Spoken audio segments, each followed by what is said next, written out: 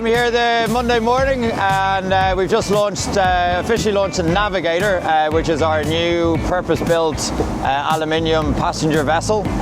Different to most passenger boat tours you see around the coastline of Ireland, in that our boat is wheelchair friendly and wheelchair accessible. The boat is based off a landing craft, so it has a drop-down door at the front, allowing wheelchairs to easily roll on and roll off the boat.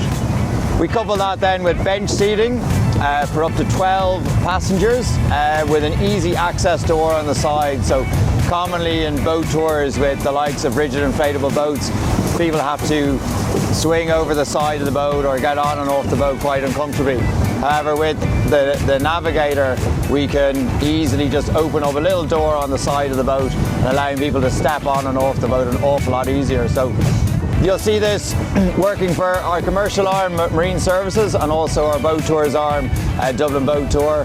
And we hope to work with lots of local authorities, including Dun Laoghaire County Council, Dun Laoghaire Tourism, and so on and so forth, bringing more accessibility on the water for those that are less mobile